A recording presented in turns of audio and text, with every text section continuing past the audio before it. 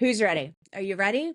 I need you to drop a yes in the comments when this premieres. I need fire emojis. I need feral fox emojis. Because why? Because today we're talking about it. We're doing it. We're going there.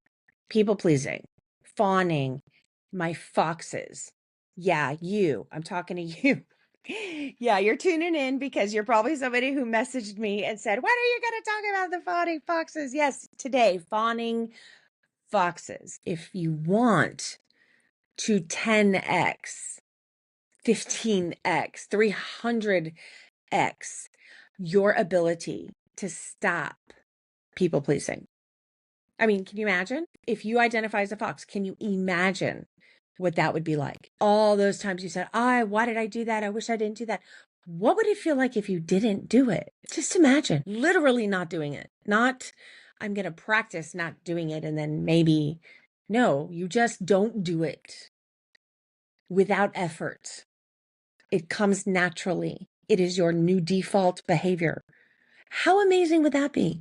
That's what we're talking about today. You, through this work, like I did, I mean, if you want what I have, which is freaking a ginormous ball of happy human right now, and have been since I learned all of this, because it's real and it's science. It's in your brain. It's not like, I'm going to feel great, a happy pill, and then I feel crappy tomorrow because, the framework didn't work. No, this is science. It changed my life. This is the work. This is it. This is the work. And it's work. It's simple. It's not necessarily easy. If you're tired of trying to continue to be palatable, right? Just to keep the peace. If you are ready to meet your fox today, we're going to name your fox. We're going to decode her. I'm going to teach from her, and we're going to set her free, because you were not born to be agreeable. You were born to be awake and live and love your life. So are you ready? Let's go. I'm Dr. Charlie Hornis, ex-highly anxious people pleaser turned master certified professional life coach. Learning to manage my brain was so life-changing for me that I got certified so that I could teach these incredible evidence-based practices to you. Are you ready for massive change? Let's go.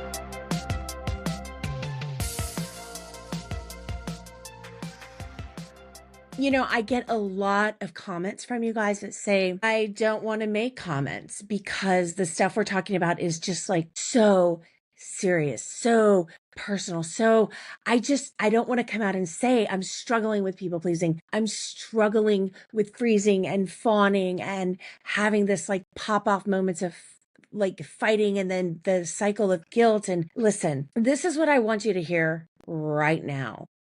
Are you with me?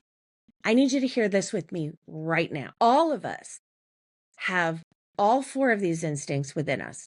All four. All of us have at least one significantly dominant one. So what does that mean? That means if you and a group of your 4 friends or colleagues or family or whatever, or you're standing, in line at a doctor's office, there's going to be another person right there, probably, who deals with exactly what you're dealing with, exactly what you're frustrated with. Why am I saying this? Because I need you to understand you're not alone. This is a thing that everybody struggles with. I want to say thank you to all of my foxes and all of those that have taken the quiz and have identified your dominant survival instinct archetype. And if you missed it, the last 2 weeks, we talked about the owl, the freeze response. And then last week, we talked about the deer, the flight response. Today, it's the feral fox. My people pleasers. And I'm one of you too. We all have this stuff. It's very important. You ready? I'm going to give you some truth here. It's very important you understand that everyone does this. You're not unique, right? In that special way that you're the only person who can't figure out how to stop doing this stuff. Everybody does it. Everybody has all of these instincts, right? Everybody has a dominant one. And there's only 4. So what does that mean? That means that If you're at dinner with 4 of your friends, there's somebody at the table, most likely, who feels on some level like you do. This is not as complicated as we like to make it in our minds. It's not. It just feels that way. It feels like we're the only ones who can't figure it out. It feels like we're the only ones getting it wrong all the time. It feels like nobody's doing it as terrible as we are sometimes, right? That's your brain telling you a narrative that's not true. It's not true. And you don't have to accept everything your brain offers you. Because why? Who are my thought work people? Thought work. Let's talk about thought work. Put it in the comments. Thought work. Our thoughts are not real. The words in our brains are not real. They're being made up, just like in other people's brains. They're being made up most of the time, right on the spot, and nobody questions them. Do you question your thoughts? When somebody walks by and you go, oh, what an ugly shirt. And then you go, wait, why? Brain, why did I just say such an ugly thing? Why would I say such a thing to another human being in my brain? Now we're like, that's an ugly shirt. And we're like co-signing all the stuff our brain says. You don't have to do that anymore. Why? Because I'm telling you what it is and why you don't have to do it anymore. Because your brain is offering you words, just like when you want to make people happy. Because your brain is telling you all kinds of things, dumping neurotransmitters through your body, making you feel horrible because it thinks that you're in danger. You're not in danger. From Bob from accounting. Larry in logistics cannot attack you in front of HR, especially, right? They can just be jerks at the water cooler. Let them be that way over there, and you will when you manage your brain. Kids often can't fight and they can't run. And anybody who's had any kind of, and it doesn't even have to be a very significant event, right? But if you've had a moment as a child where you are powerless to do something about your own agency to keep you safe, even it's about, emotions like feelings or verbal stuff. Somebody's saying something really ugly to you when you were a kid and, you weren't in a position, especially if they're adults, you can't say stuff, you can't run, you can't fight. And so many people default to freezing and fawning when there's been something from when they were younger and they couldn't fight and they couldn't run, right? So there are so many owls and foxes running around, just waiting to bump into one another and say, hey, do you do that thing? I do that thing too. Is that annoying? Oh my gosh, it's so annoying. And having some camaraderie around it. If, by the way, you're interested in any kind of community, I am putting some stuff on the website. You would go to charliehornesscoaching.com/groups/ and then whatever your archetype is. So it'd be like groups/Fox. groups/deer. So when you take the quiz and you get your cheat sheet and you feel like, yeah, that kind of, I relate to that now. Again, watch last week, Cone of Uncertainty, right? Like there's so much about moving and living beings and systems and things that, it's always moving and changing depending on different levels of converging forces. But there should be stuff on there that make you say, yeah, I get that. Okay, I get that more than the other ones. I do that more, but we do all of them. So finding a community around your survival instinct type, because it does feel like a disposition, even if it's not. It does feel like stuff that's impossible to get over. The reason it looks like everybody else does it better than you is because you're comparing yourself, for example, to a lion who's going to pop off in somebody's face, because that's what their brain does when somebody says something that makes them feel like they're in some kind of threat, danger situation. You see that, just that, and you say, wow, why can't I say that stuff in the moment? But what you don't see is when lions go home and they live in immense guilt, often for not being able to control their mouths. I remember my dad raising me my whole life, telling me, think before you speak. I have some lion in me. It never comes out when I need it to. The owl is always there when I want to say the thing. And then when I don't want to say the thing, the lion loves to show up. So you're comparing yourself to an entirely different survival instinct archetype who has its own issues. And when they're watching you as the fox, they're thinking, wow, why can't I get along with people like that person does? They don't know that you're saying yes to something you'd rather say no to. They don't know that you're not happy about whatever. They don't know that you wish you would have set a boundary when you didn't. They don't see that. They see you and another human looking like you're getting along. That's all they see. And they're like, I can't get along with anybody. I yell at everybody and then I go home and I ruminate and I feel guilty about it, right? Or the deer who might identify you as having a calm presence, right? Which is what you're negotiating when you're people pleasing. It's sort of like pretending calm, peace, but they don't know that. They just see you doing it and they say, I can't just sit and be calm. I have to be busy all the time because otherwise if I stop, I might die. That's what their brain's telling them. They don't see you the way you see you. You don't see them the way they see themselves. So who you think is being this like super strong, says what's on their mind, wish I could say it in the moment, they don't think that about themselves, rarely. So what you need to understand is you're not alone. It just feels like you're alone. If you want to meet more of your archetype, I'm thinking about maybe, some little community circles because I've had so many people reach out. If it's a good fit, people have to show up. They have to want to be there. They have to, practice this stuff, getting along, not like taking over or whatever. It's not for everybody. So you have to be a good fit. You have to be willing to do the work.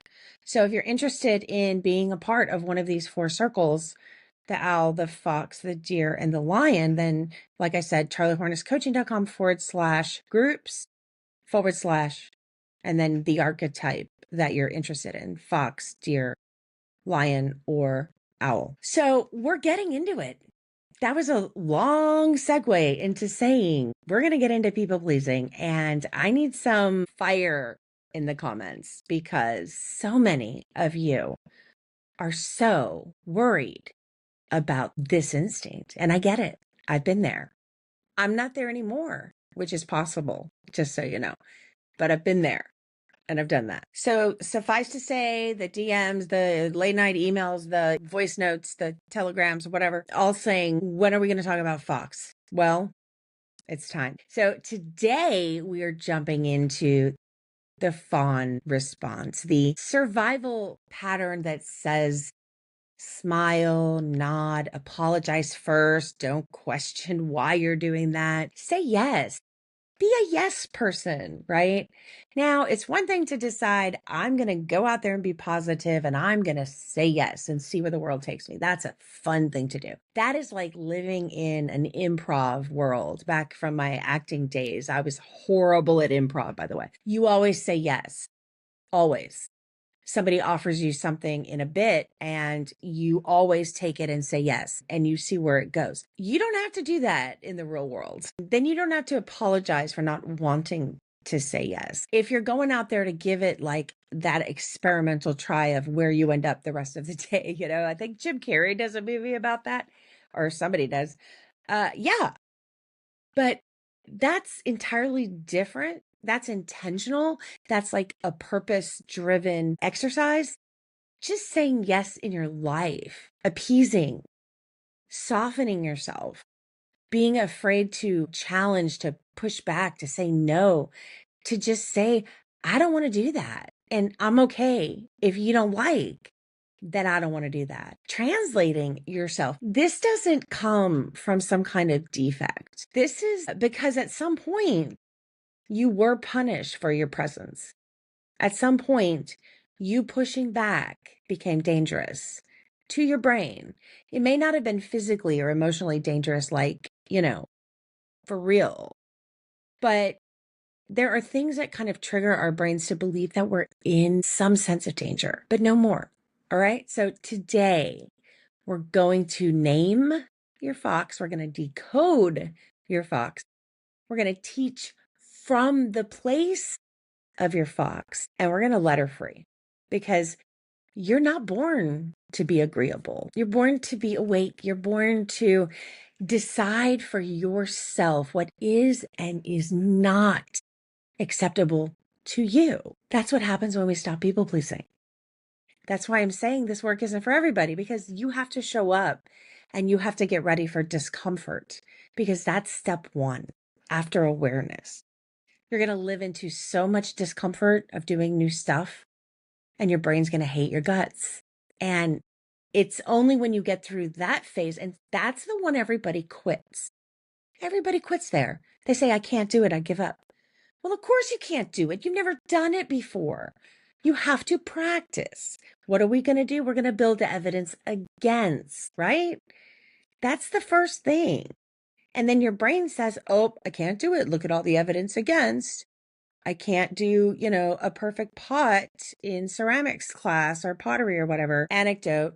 I'm sure my mother's listening. She and my father are big into pottery, and they have a really cool art store and sell amazing stuff. I have still one of the very first coffee cups that my mother made, and she knows.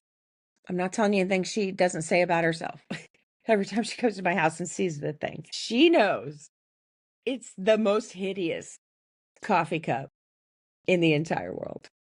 And we love drinking out of it. We do it all the time. And now I have some from the last several years after much practice, much effort. It's something she's really leaned into because she wants to get better, right? She's put in the work. She's done the practice. She's made the ugly as sin coffee cups. And those things, you know what they do? They bring us joy. We love them, like legit love them. We enjoy having those in our home and using them because they're meaningful to us. They're part of these stages of life and learning and watching her grow. And now she makes beautiful stuff. DM me if you need their Etsy store, by the way. Beautiful stuff.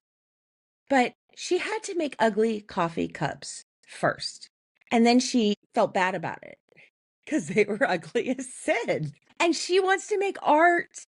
And she's an artist. And now, after putting in the work, showing up every day to that throw in clay and pottery wheel and I don't know what, kiln, it's not my thing. So I'm sure I'm saying it all wrong and I'm going to get an earful later. But you build evidence against before you can build evidence for. And you cannot let your brain convince you that you're bad at something when you've never done it before. Truly, like leaned in. My kids do it all the time to me. One of the problems with being smart is that often, and I know I'm talking to you, so, I got you right here. Things come easy to you. And I know that the majority, if not all of my listeners, almost 500,000 of you are smart. You are. Most people struggling with all of this stuff, they're smart, and things come easy to smart people. Here's the problem with being smart. And we talked about brilliance last week. This is a caveat to that. This kind of stuff, the stuff you're not good at, the stuff that keeps you up at night, the stuff that you wish you could be better at, that's the stuff that takes work. And you're not used to having to really put too much into stuff that you're not like excited about, right? And not getting that immediate evidence that we're good at it for smart people is frustrating because so often we're just good at what we do. I'm good at it. That's it. My kids do it with sports. They're like, I can't do this. We had a very interesting experience when they were little because we lived in an urban area before we moved to where we are now. And all their sports during COVID was shut down. And the two of them had just gotten so excited about baseball. So excited. One was on T-ball, one was getting started with coach pitch, and everything shut down. And my kids did not get 2 years of formidable years of baseball. And today, they're still behind because the area we're at now it's much more rural here. And so there was just a lot more outdoor airy space, and they just made a decision to continue with sports. And so a lot of the peers of my kids are so far ahead of them in baseball. And they get really upset about it. And it's like, okay, I mean, if you really want to lean into this and you want to do the work, then we can talk about what doing stuff to get better. Like, okay, are we going to make a commitment? We'll invest in a pitching coach. We'll invest in a batting coach. We'll invest in going every week to the batting cages. And my husband played baseball all the way through high school. So he really helps them. But gosh, just sitting there watching them, it's like when I coach so many of my foxes, they get so frustrated because they can't do it right away. And the truth bomb is that you're not going to do it right for a while. You're going to screw it up. You're not going to set the boundary. You're not going to say the thing in the moment. You're not going to not say the thing in the moment for a while because you have to rewire your brain, just like my kids have to learn all of the technique of actually hitting a baseball. What's really fun is when I go out there and try to play baseball with them. And I played sports, but not like that big of a deal. I'm not very good at it. I'm good at what I do, but man, they get mad when I have to pitch for them because I have no training in pitching. None. I could learn, sure, if I want to invest in a coach and put in the time and do the work, do the homework, they tell me what to do. I go home and I practice and I do the thing and go back and see them. And consistency, that's what this work takes. And I'm not about to do that. I'm trying to be a good mom so I could be out there playing with my kids, but I don't see myself pitching anytime soon where they're going to be excited about playing baseball with mom. I mean, they do love it and we have fun, but I don't typically get asked to pitch much anymore, which is fine. It takes work. And you were born to be awake, not to be agreeable. You were born to determine for yourself what is and is not acceptable to you, right? That's autonomy. I have trained myself over time in the investment, right? Our time, our treasure, and our energy. Scripture says where we put our treasure, there our heart will follow. So that's why we do things like invest in baseball coaches for our kids. And, when you put a little skin in the game, you show up, you do the work. You don't want to lose the investment, right? That's why, coaches like me don't give a lot of stuff away for free. I give you what you need, but I need you to show up if I'm going to take time out of my day to coach you because I want you to succeed. And gosh, it's going to break my heart if you're not doing the work. That's why I only allow people to apply for coaching with me, because if it's not a good fit, if you're not going to work, you're going to break my heart. Because I want you to succeed. I want you to do the work. And I can only work with people that are willing to do that, really willing to put skin in the game, show up, make the investment of time, of treasure, and of energy. If we don't do that, we're not going to do the work. And all of this is to say to my foxes, it's entirely counterintuitive, people pleasing. It's entirely against nature. That's why it feels so terrible. Where are my foxes? There you are. I see you. Drop a yes in the comments when this premieres, because I need to see those feral fox emojis. I need to see those fire emojis. I need to see it. I need you foxes to engage. And listen, I know you've all told me, believe me, I read every single DM. I read every single late night email. I read all of it. I know you don't want to engage in public, in like comments and chats and this, that, and the other, because the stuff we're talking about is difficult. Nobody wants to go online and leave a thumbnail footprint, whatever, of I'm a big people pleaser and everything sucks. I get it. You need to understand you're not alone. And that's why we're doing this stuff. That's why we're talking about this stuff. And I cannot tell you, I know if you were someone who messaged me about when am I going to talk about people pleasing and foxes, because I'm getting so much energy around that, I get it. These are like DM conversations, right? These are like, private high ticket coaching package conversations. But I need you all to know that you're all out there with each other. I need you to see that, especially my foxes, because you're so worried, understandably, what other people think about you. And it's not for any reason that most people would think. But I know I have a lot of you gathered today, and I'm really excited about that. So many people judge others when they identify them as people pleasers, as fake, as phony, as pretending, as, telling people what they want to hear, and then just, doing that whole, what is it, the shapeshifter thing, right? No, your fox is not fake. Your fox, you want to know what she is? She's strategic. Your fox is strategic. Your fox grew up learning how to read a room before she could even read herself, right? She knows how to translate silence. If anybody can read tone in email, it's a fox, a dominant fox. If anybody can identify a microaggression coming a mile away, it's a fox. But your fox overthinks everything. And it's not because of insecurity.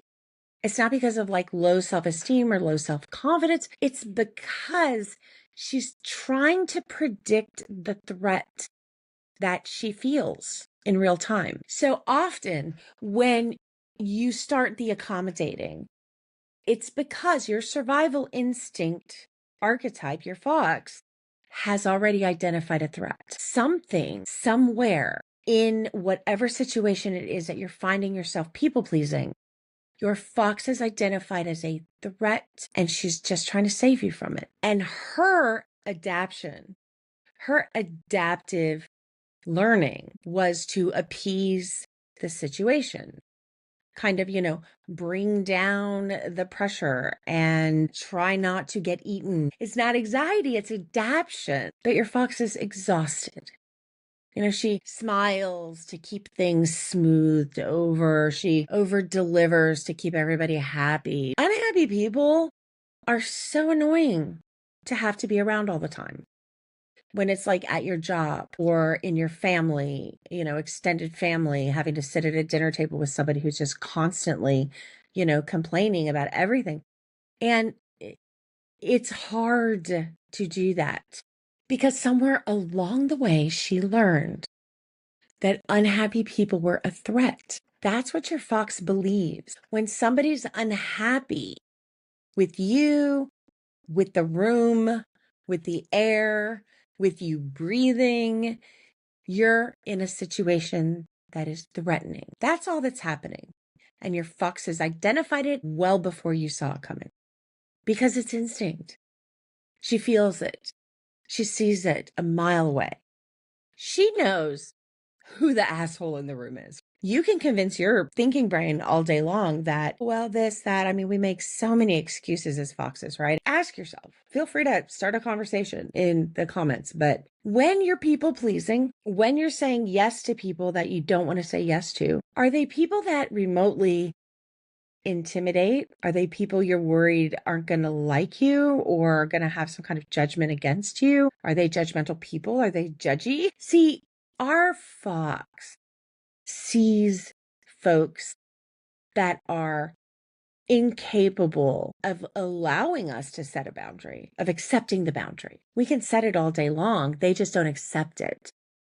And our fox somewhere learned that when people get mad about us setting boundaries, having autonomy, taking up our space, saying what's on our mind, telling people to sip it, right? A little chitty chitty chat chat kind of thing. What is that? Kung Fu Panda? Think about it honestly. Is that person in some way to you, reasonably or not, doesn't matter. And look, you don't need me to co-sign what you think is or is not threatening. If somebody intimidates you, let's not talk about why. Let's not get into the psychotherapy around that for a minute. Let's talk about how you feel when you're around that person, the person that you have to argue your boundary with, right? The person you have to convince that your no is okay because they won't accept it. There's something there that's uncomfortable. Get somebody in your mind right now, my fox. Identify who it is. You know who it is. You know who I'm talking about. Get them in your mind and imagine doing the thing that you get frustrated you don't do. Is it say no? Is it set a boundary? Is it say, not right now? Is it, no, I'm not going to show up to one more whatever and do the whatever. I mean, fill in the blank. What's the thing? You know who I'm talking about. You probably have a list of them. And when they come around, when they call, when you have to see them in the holidays, when you have to work with them, I mean, relationships, your health, your career, there are people in all of this stuff.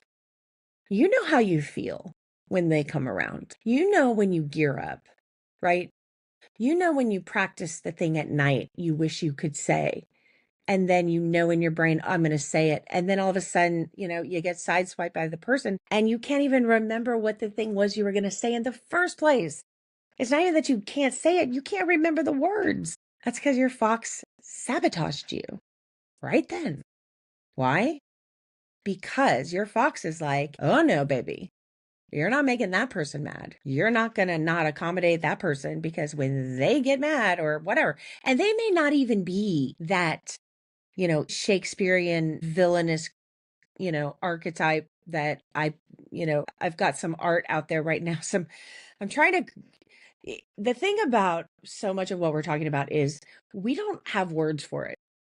We just know how we feel. And so I've been working on like a graphic suite of things that might visually express these feelings so that you, my fox, might see one of these, graphics and then say, well, shit, that's exactly how I feel.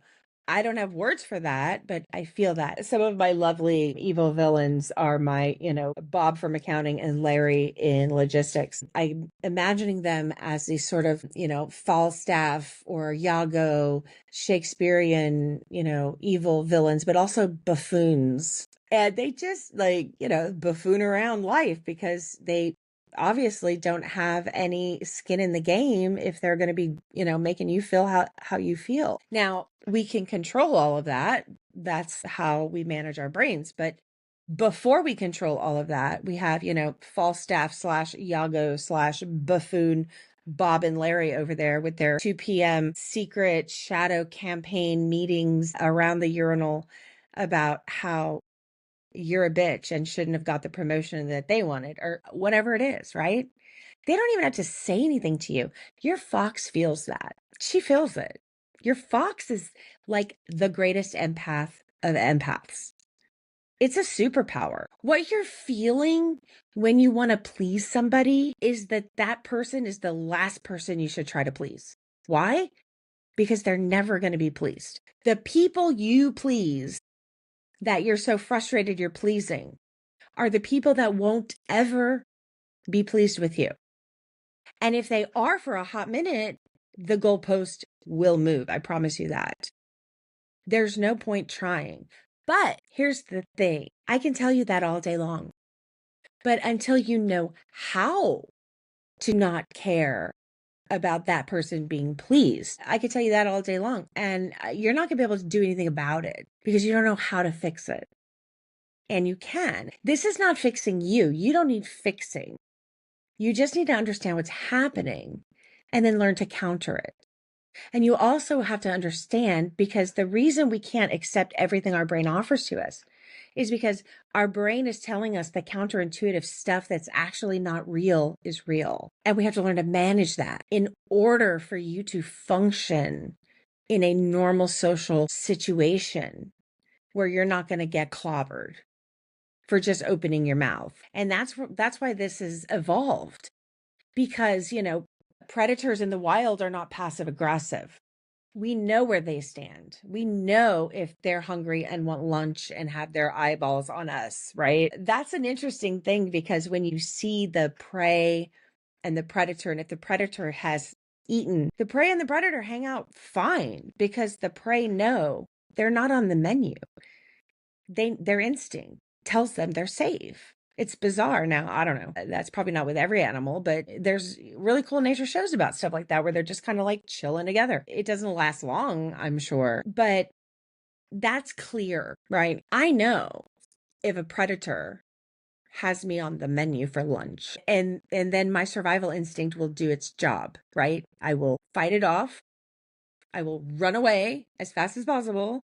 or I will stop and hope that it keeps walking and doesn't see me as tasty as the next guy, right? Those are all clear danger, clear threat gone, or we're lunch. Either way, clear ending, you know. The fawning has evolved because of things like passive aggressiveness, because of dysfunction, because we're dealing with people that are emotionally dysregulated, that are not telling us what we know to be true. I know you don't like me. I don't care that you don't like me.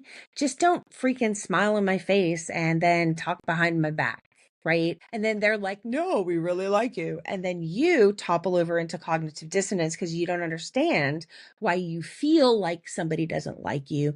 And they're telling you to your face that they do. But the truth is that they don't. And it's okay for people not to like you. You don't like everybody. But it's nice to know, right? Like if somebody's bullshitting you around, you don't want to convey your deepest, darkest secrets to them. You need to know. And things have gotten very convoluted. And that's how the evolution of fawning has come about, because it is a nuanced way of protecting yourself from dysfunction that is not like normal in the animal kingdom, where these other three survival instincts we see all the time. Very clear. Frustrating. I mean, I'm an owl. It's frustrating as hell that when I feel a threat, I cannot say the thing, right? And then I watch the lion over there say the thing. And then I'm like, why can't I say the thing? And then I feel terrible about myself. What's wrong with me? This is how our brains have evolved. Our survival mechanism has evolved to protect us from extremely nuanced danger, microaggressions, passive aggressive comments, people that are totally emotionally dysregulated, and their responses to you are disproportionate to the situation, right? And speaking of microaggressions, I'm totally going to circle back to that because this is a two-parter. Yeah, I know. It's a two-parter. Yay. Yeah. So part 2, you're going to have to come back and watch, because we're going to talk about exactly what microaggressions are and how they affect your fox. All right, let's keep going. I talk about it all the time. You're allowed to make mistakes. You're not allowed to get yelled at for it, like in a inappropriate way. You're not allowed to have to put up with snarky comments that make you feel stupid from people that believe the thoughts that their brain is generating in the moment to tell you that you're stupid. That's a smart person right there. That's a mature, emotional adult, right? No, that's how you start to learn to do this stuff. Because that person that makes you feel that way is the absolute source of the threat that your fox is picking up on immediately. They're also emotional children, which is what she's picking up on too. And she just wants to like not have a fight. You don't have to fight with stupid people who believe the things that their brain tells them in an instant that's made up about whatever. And you don't need those people to think good things about you either, because those thoughts are probably just as bullshit as the unkind thoughts, because we're dealing with emotional immaturity. We're dealing with people living in survival mechanism, not in their thinking brain. People that don't understand what kindness is, people that think they can just say whatever they want with no repercussion because no one's ever held them accountable. There's so much dysfunction, and all your fox is doing is protecting you from it. She's saying, don't even bother. Don't even go there. Say yes, say this, say that, get out of there. But the problem is that then we start to overfunction, right? We say yes to too many things. We're showing up to too many things. And that's how a fox ultimately burns out. If we go back to that storm metaphor, if we're dealing with significant dysfunction levels, if we're dealing with significant social pressures like a gender bias gap, right? If we're speaking specifically to women, and again, caveat, I speak to women because that's my experience, but men can use all of this information too in different ways. So you're welcome to keep tracking me here. Just shift in and out whatever pronoun you need to make sense for you. But for women, and men have different external pressures, right? That create this perfect storm. If you have enough of these converging forces at the right level and depth and whatever speed. So when I said earlier, because for your fox, conflict is uncomfortable. The truth is, you don't have to do anything because you're not around a safe person. At least your instinct doesn't believe that you are. And I joke, they're wrong 99% of the time, but that's not actually true. They're always right. It's just that they convince themselves that the outcome is death. Again, Bob and Larry being jerks is not going to kill you. Your fox thinks it is. So that's the problem. Your survival mechanism that hijacks you, that the amygdala hijack, is doing it because it's equating Bob from accounting and Larry in logistics with a cougar and a grizzly coming right at you and that you're dead meat. And, it also has evolved to believe that it also knows it's human, so it can be reasoned with rather than, cougars and grizzlies that cannot be reasoned with. So it's the reasoning response to unreasonable people. And it's because your fox thinks if you can't reason with them, you're dead, right? That's the only reason that's happening. Nothing wrong with you. You're not unable to do things other people can't do. You're never gonna this, that. I mean, listen, the reason you're never going to do it is because your fox won't let you, because your fox knows there's no safety near. And that's it. Just like the owl does, shuts me down. I learned later in life that the owl instinct for me was such a blessing because, and many of you have heard some of my story of the sort of, reason I do all of this is my own pretty traumatic, awful career in a field that was not kind and is not kind to women. And there were some situations that now that I look back on, had I done the thing that I ruminated and beat myself up over, I should have said this, I could have said that. Had I actually done the thing my owl kept me from doing, it would have been so much worse. My owl saved me. And now I'm so grateful for that. I have a whole different relationship with my owl now. I snuggle my owl. I love my owl. I love when my owl starts hooting and hollering and letting me know there's danger. And then I kickstart my prefrontal cortex and I get to decide the level of danger it is. Now, she's not wrong, but rarely is it death. And so often I can say, hey, thank you for the warning. Okay, I know that I'm not in a safe space. Our instincts are total empaths, all of them, especially the fox.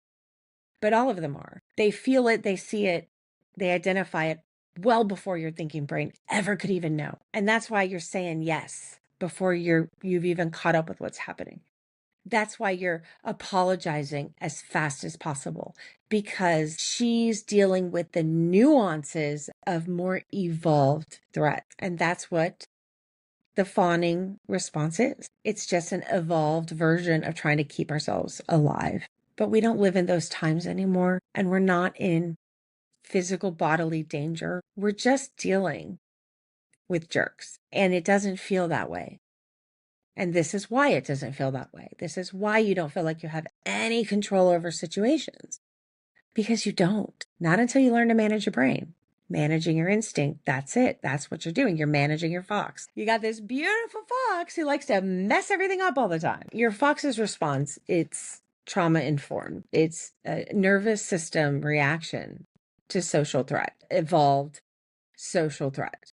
They may not be coming at you with a machete like back in the old days, right? Like, everybody grew up in a tribe and other tribes were dangerous just because you didn't grow up with them. You don't know them, and they might, who knows? You're reacting to a social threat of somebody who is not part of your, ancient tribe, to use that word in its proper context. When your brain senses that belonging is at risk, that sense of the social contract that really doesn't much exist anymore. Let's be real. When we're talking about your brain sensing belonging and wanting belonging and seeking belonging and a lack of discomfort, it's because you were supposed to have been raised in a community your entire life, the same community, the same group, right? No warring tribes allowed. Like, this is your group. You stay with the group. You mature into doing the job that helps keep everybody safe. and you know them all. And if you have a Bob and a Larry, well, you grew up with them. It's very different than a dude in a cubicle you've known for 6 months who's a snarky jerk. Often it is because you're a woman, especially if you have any kind of authority over them. And it doesn't even have to be conscious. Like I'm not saying that they're sexist or any of that. It's just belief systems, ways people were raised, systemic ways of making meaning and value. And so that is not belonging. That is not your group. And so in today's day and age, we have to create our own groups where we feel like we belong, our people. Again, charliehorniscoaching.com/groups/choose your animal that the quiz tells you are. And let me know if you're looking for that kind of community where you belong, where people get you, right? You may not have grown up with them, but at least they understand because they struggle with the same things. And when your brain senses this risk of belonging and fighting and fleeing is not going to work, and freezing into the background isn't going to work because they're targeting you, right? Microaggressions don't just, whiz by. They're at you. They're coming at you, especially for women, because if people actually have a problem with our gender and just breathing, and like I said, you get a promotion over somebody and they get resentful about it, they're coming for you because this is the whole point of the hurricane metaphor, is that you have no control over things outside of you, just like you cannot stop a coming hurricane barreling straight at you while you're rooted to the shore by socialization and can't get away. You can't reason with it, people please it. You can't often run away if you're trapped there, if you've been caged in by social pressures. You can yell into a hurricane all day long and try to fight it. You have no control over external forces. Because when people are coming at you with their grievances or their whatever, you can't stop that with a mindset reset. Why? Because your mindset has nothing to do with what other people do, and nor can you change it. If they're coming for you, they're coming for you, and your mindset is not going to stop them.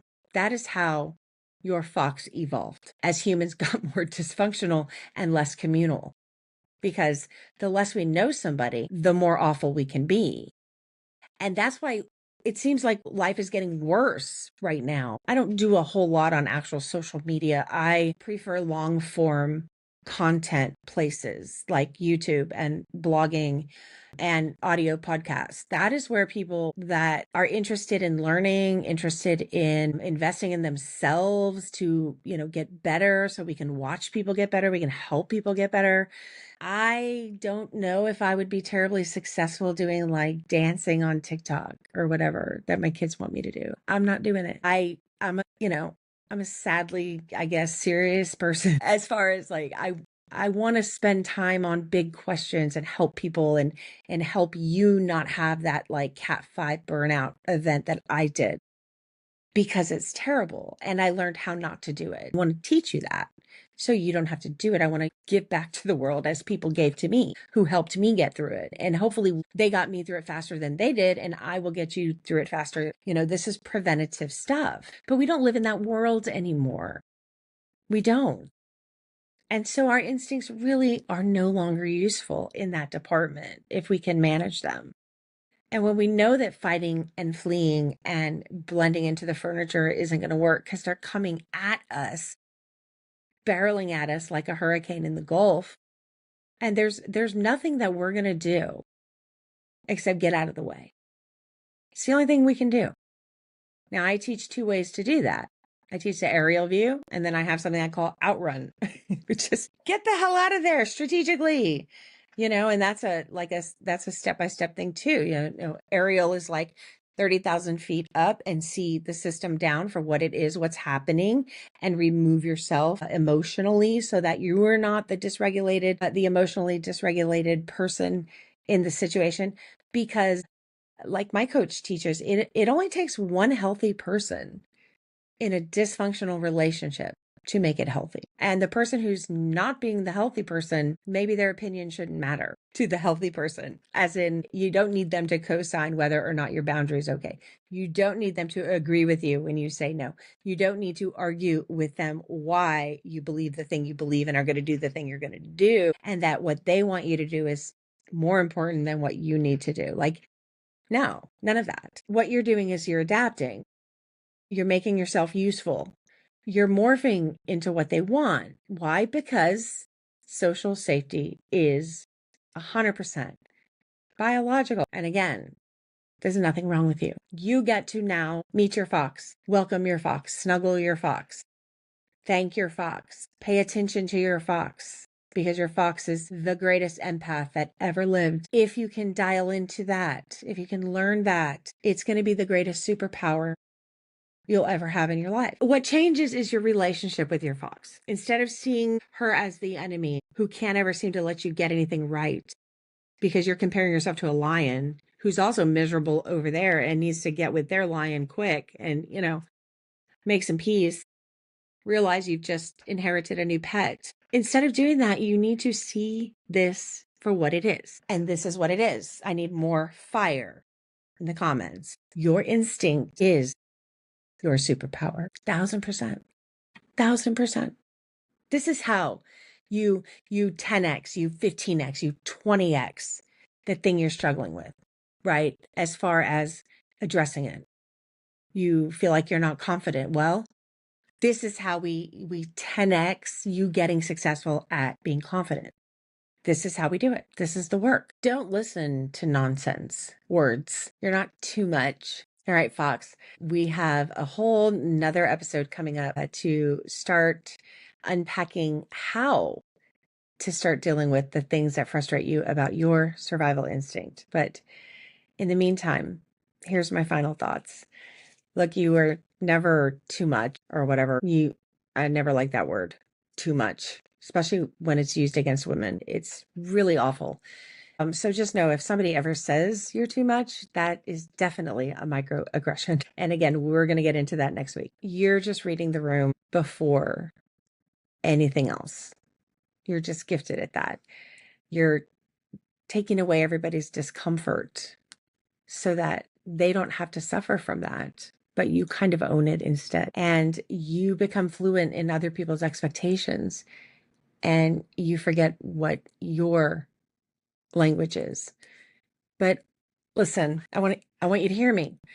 Your fox is not failing you. No, she's the reason that you're still standing after what you've been through. That's what it is. She's the reason. She's watched the others freeze, fight, flee, and she's calculated. She's adapted. She's masked. She made herself palatable because she didn't want you to get punished. And now she's exhausted from all the smiling, from the accommodating, the pretending, but she's not broken. No, you don't get to think something's wrong with you. You don't get to go there. Your fox is not broken. You're not broken. You're never gonna be. She's brilliant. You're brilliant, but you're misunderstood by people that are entirely emotionally immature. And that's a disconnect. And it doesn't make sense. And we're going to have to teach you how to address that. But here's what no one has told you. You don't need to exile her to evolve. You don't need to fix her, and you definitely don't need to fix you. But what you do need to do is be aware of what she's been trying to do this whole time. You need to hold her like that new puppy that she really is to you. You need to thank her for taking care of you up until now. You need to let her curl up beside you, not to protect you from danger anymore, but to remind you how smart you were for surviving it. You see, this is the shift. This is the storm's end. This is how we get up above it. And no matter how destructive it gets, you have removed yourself emotionally. This is the storm's end. You don't need to keep translating yourself into someone else's safety plan. You don't need to skirt to avoid the lightning and get yourself small and unnoticed. You don't need to just be still. You don't need to say yes all the time. Because the truth is in your own instinct. And with your fox beside you, head high, tail curled, gorgeous, safe now. And the mask, nah, that was never armor. It was a cage. And you don't have to wear it anymore. You're not fawning, you're flying. You're up in the aerial view. And this time, you're not asking for permission, are you? No, you're not. All right. Next week, we're doing part 2 of the Fox Fawn episode because so many of you had so many cool questions and thoughts, and I really did give some time to this specifically. So there's questions that I will be answering from a few of you that you sent in at the end of next episode. If you ever have questions about an episode or something you want me to address, I read all of them. And if there's anything I can address during an episode, I definitely will. You can submit those to charliehornetscoaching.com/ask, and I will get your questions. And believe me, I read every single one, even if I don't address it on an episode. So that's where we're going next week. All right. And remember, you are not too sensitive, too much, too emotional, too, I don't know what all the 2 words are. You're not imagining any of that. You're just finally seeing everything for what it is. That's the first step, That's the white rabbit in the Matrix, right? Take that first step, just show up, go do the one thing, and then everything else unfolds. Because the mask didn't protect you. It only muted your brilliance. But now you've got the signal, you've got the science, and you've got a storm map they never wanted you to see. So when the pushback comes, and it will, because emotional children don't like people that don't play with them, when the system pushes your presence and dares you to hide again, you hold instead. You hold your brilliance, you hold your boundaries, you hold your fire, and manage your brain like your life depends on it, because sometimes it does. And this time, you've got the radar. So now we just need to get you up in that aerial view, and we will talk about that next week. All right, friends, I'll see you then. Take care.